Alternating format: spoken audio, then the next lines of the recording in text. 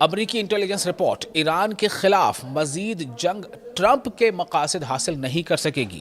بڑی خبر ہے. اس خبر سے سنسنی مچ گئی ہے. پورے امریکہ میں اب ایک نئی بحث چھڑ گئی ہے. سوال اٹھ رہے ہیں ڈونلڈ ٹرمپ کے اس وار پہ. کیوں؟ چونکہ انٹیلیجنس رپورٹ جو ہے امریکی انٹیلیجنس کی رپورٹ ہے وہ یہ کہہ رہی ہے کہ ایران کے خلاف اور زیادہ جنگ ڈونلڈ ٹرمپ کے جو ایم اینڈ آبجیکٹیوز ہیں، جو مقاصد ہیں، وہ حاصل نہیں کر سکے گی. اب سوال یہاں پیدا ہو رہا ہے کہ آخر ٹرمپ کی پالیسی پر اس کا کیا اثر پڑے گا. امریکہ اور ایران کے درمیان بڑھتی ہوئی کشیدگی کے دوران ایک نئی امریکی انٹیلیجنس رپورٹ سامنے آئی ہے جس میں یہ کہا گیا ہے کہ ایران کے خلاف مزید فوجی کارروائیاں غالباً وہ نتائج پیدا نہیں کریں گی جن کی پریزیڈنٹ ڈونلڈ ٹرمپ کو امید ہے. تو کیا ایران پر دباؤ بڑھانے کی حکمت عملی ناکام ہو رہی ہے نا بڑا سوال. رپورٹ کے مطابق امریکی خفیہ اداروں کا اندازہ ہے کہ مسلسل فوجی حملے ایران کے سٹینڈ میں کوئی بڑی نرمی پیدا نہیں کریں گے اور نہ ہی تہران کو مستقبل کے ڈائیلاگ پروسیس میں اپنی شرائط بدلنے پر مجبور کر سکیں گے. یہ کسی اور دیش کی انٹیلیجنس رپورٹ نہیں کہہ رہی، یہ امریکہ کی ہی انٹیلیجنس رپورٹ یہ بات کہہ رہی ہے. واشنگٹن پوسٹ سے گفتگو کرنے والے حکام کا کہنا ہے کہ امریکی CIA کی نئی تشخیص کے مطابق شدید فضائی حملوں یعنی بہت انٹینس ایئر اسٹرائکس کے باوجود ایران پر کوئی ایسا بڑا اثر نہیں پڑا جو اس کی پالیسی یا فیصلوں کو تبدیل کر دے. حکام کے مطابق اس وقت تہران اور واشنگٹن ایک ایسی صورتحال میں پھنسے ہوئے ہیں جہاں نہ مکمل جنگ ہے اور نہ مکمل امن ہے. دونوں کنٹریز کے درمیان کشیدگی برقرار ہے، تناؤ برقرار ہے اور مستقبل غیر واضح ہے، یعنی جو فیوچر ہے وہ انسرٹن ہے.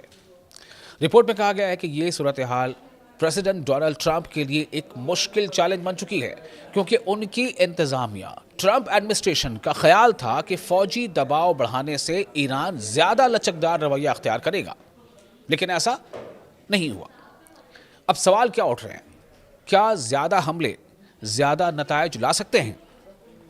امریکی قومی انٹیلیجنس کے سابق سینئر افسر جوناتھن پنکوف نے اس حکمت عملی پر، اس اسٹریٹجی پر سوال اٹھاتے ہوئے کہا ہے کہ اگر واشنگٹن یہ سمجھتا ہے کہ مسلسل حملوں سے یعنی لگاتار حملوں سے ایران آخرکار جھک جائے گا تو یہ اندازہ غالباً درست نہیں ہے. یہ رپورٹ ایسے وقت میں سامنے آئی ہے جب امریکہ اور ایران کے درمیان حالیہ دنوں میں شدید فوجی جھڑپیں دیکھنے میں آئی ہیں. اطلاعات کے مطابق ایران نے امریکی حملوں کے جواب میں جارڈن اور جو پورا گلف ریجن ہے اس میں موجود امریکی فوجی انسٹالمنٹس کو، انفراسٹرکچر کو نشانہ بنایا ہے، امریکی فوجی اڈوں کو نشانہ بنایا ہے. الگ الگ رپورٹس میں امریکی فوج کو جانی اور مالی نقصان پہنچنے کا دعویٰ بھی کیا گیا ہے. اور جو امریکی سورسز ہیں ان کے مطابق کئی اہلکار ہلاک یا لاپتہ ہو گئے ہیں جبکہ کئی زخمی بھی ہوئے ہیں. کچھ ایسی بھی رپورٹس ہیں جس میں یہ بھی کہا گیا ہے کہ کئی فوجی ہیلی کاپٹر تباہ ہو گئے. وہیں دوسری جانب اپریل میں سامنے آنے والی ایک انٹیلیجنس ریسرچ رپورٹ میں بھی یہ کہا گیا تھا کہ ایران اب بھی نمایاں میزائل صلاحیت رکھتا ہے، یعنی اس کے پاس ابھی بھی جو ہے کافی زیادہ جو اس کی جو میزائل پاور ہے ایران کی وہ ابھی بھی کافی زیادہ ہے اور پورے ریجن میں بڑے پیمانے پر کارروائی کرنے کی قوت برقرار رکھتا ہے. اب سوال یہ ہے کہ کیا یہ جنگ یا پھر ڈائیلاگ فیصلہ کن موڑ کیا قریب ہے؟ رپورٹ میں یہ بھی کہا گیا ہے کہ جنگ شروع ہونے کے کچھ ہی دن بعد امریکی انٹیلیجنس نے یہ اندازہ لگایا تھا کہ ایران میں حکومت کی تبدیلی کا منصوبہ کامیاب ہونے کے امکانات کم ہیں. اور اسی بیچ ایران نے ایک بار پھر اپنے سٹینڈ کو دہرایا ہے اور کہا ہے کہ وہ اپنی شرائط سے، اپنی شرطوں سے پیچھے نہیں ہٹے گا. ادھر پریزیڈنٹ ڈونلڈ ٹرمپ حالیہ دنوں میں ایران کے پاور اسٹیشنز، پلوں اور توانائی کے ڈھانچوں کو نشانہ بنانے کی دھمکیاں بھی دے چکے ہیں. اس کے جواب میں ایرانی فوج نے سخت رد عمل دیتے ہوئے خبردار کیا ہے کہ اگر ایران کے بنیادی ڈھانچے پر حملہ کیا گیا تو ریجن میں موجود امریکی تنصیبات کو، امریکی ٹارگٹس کو بھی نشانہ بنایا جائے گا. ابھی حالیہ ذکر ہے جو میں آپ سے کہہ رہا ہوں اس میں کیا ہم نے دیکھنے کو ملا ہے. جو راڈار سسٹم ہے اس کو ایران نے حملہ کر کے تباہ کرنے کا دعویٰ کیا ہے. یہاں تک کہ امیزون کا جو سینٹرل ڈیٹا انفراسٹرکچر ہے اسے تباہ کرنے کا ایران نے دعویٰ کیا ہے جو بحرین میں ہے. تو ایرانی فوج کا کہنا ہے کہ ایسی صورت میں امریکی مفادات کو، امریکی انٹرسٹ کو شدید نقصان پہنچ سکتا ہے اور ریجن میں کشیدگی یعنی تناؤ اور زیادہ بڑھ سکتا ہے۔ تو اس طرح نئی امریکی انٹیلیجنس رپورٹ نے یہ سوال پھر سے کھڑا کر دیا ہے کہ آیا فوجی دباؤ ایران کو جھکانے میں کامیاب ہو سکے گا، یا پھر واشنگٹن اور تہران کو آخرکار ڈائیلاگ کی میز پر واپس آنا پڑے گا۔ فی الحال دونوں دیشوں کے درمیان صورتحال انتہائی نازک ہے اور دنیا کی نظریں اس بحران کے، اس سنکٹ کے اگلے مرحلے پر جمی ہوئی ہیں۔ آپ دیکھ رہے ہیں نیوز 18 کا سوشل میڈیا پلیٹ فارم، میں ہوں آپ کا میزبان وصال اعظم۔ بحر احمر یعنی ریڈ سی میں صورتحال ایک بار پھر کشیدہ ہو گئی ہے، کافی تناؤ ہے، جہاں یمن کے مسلح افواج کی نئی وارننگ کے بعد سعودی تیل لے جانے والے کئی بحری جہازوں نے یعنی آئل ٹینکرز نے اپنا راستہ تبدیل کر لیا ہے۔ رپورٹس کے مطابق 2 بڑے آئل ٹینکر جو سعودی عرب سے کچا تیل لے کر چین اور بھارت کی طرف آ رہے تھے، بحر احمر یعنی ریڈ سی میں اچانک واپس مڑ گئے۔ ان میں سے ایک ٹینکر جن لانگ یانگ تھا، جس پر تقریباً 20 لاکھ بیرل خام تیل یعنی کروڈ آئل لدا ہوا تھا، جبکہ دوسرے ٹینکر روڈوس پر تقریباً 7 لاکھ بیرل تیل موجود تھا۔ یہ دونوں جہاز باب المندب اسٹریٹ آف ہارمز آبنا یعنی کہ باب المندب آبنائے کی طرف بڑھنے کے بجائے دوبارہ سویز کینال کے سمت روانہ ہو گئے، چونکہ باب المندب کو یمن نے ناکہ بندی کر رکھی ہے سعودی کے جہازوں کے خلاف۔ آپ دیکھ رہے ہیں نیوز 18 کا سوشل میڈیا پلیٹ فارم، میں ہوں وصال اعظم۔ تو یہ 2 ایسے آئل ٹینکرز تھے جو سعودی عرب سے نکلے تھے اور جن کو ایک کو بھارت آنا تھا، ایک کو چائنا جانا تھا، لیکن چونکہ یمن نے وہاں بحر احمر میں یعنی باب المندب اسٹریٹ کو بند کر رکھا ہے، جس کے نتیجے میں انہیں واپس لوٹنا پڑا ہے۔ اسی دوران ایک تیسرا آئل ٹینکر جو سعودی بندرگاہ ینبع کی طرف جا رہا تھا، عمان کے ساحل کے قریب پہنچ کر اپنا راستہ بدلنے پر مجبور ہو گیا۔